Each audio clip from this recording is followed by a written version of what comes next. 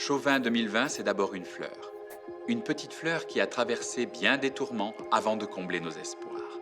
Après un hiver pluvieux comme jamais et la chaleur d'un mois de mars déroutant, l'arrivée précoce des premiers bourgeons nous fit craindre le pire. Rien n'arrête la nature. La peur n'évitant pas le danger, le monde se confinait tandis qu'au clair des lunes fraîches de Saint-Émilion, les gelées s'installaient.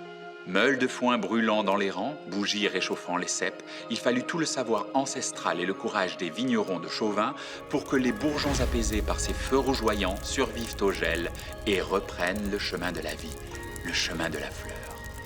Pas même le mildiou menaçant de ce printemps humide et doux, ni la grêle perfide tombée non loin de nos terres, n'auront le dernier mot.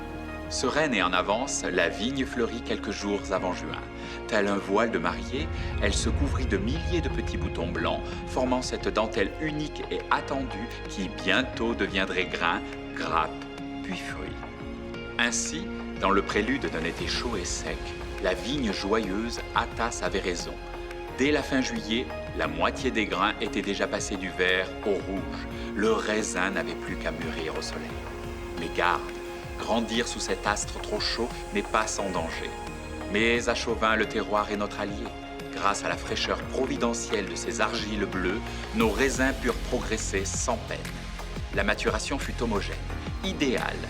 Dès le 22 septembre, la vendange battait son plein et nos cabernets francs nous subjuguaient par leur élégance.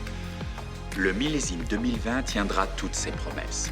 Une vinification raffinée, un assemblage minutieux révélant des tanins d'une finesse exceptionnelle, une expression aromatique intense, éclatante de fruits et de fraîcheur.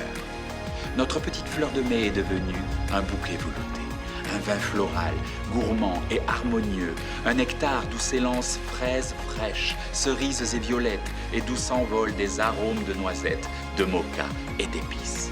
Cette fleur faite vin n'a plus qu'un seul désir, celui de vous rencontrer.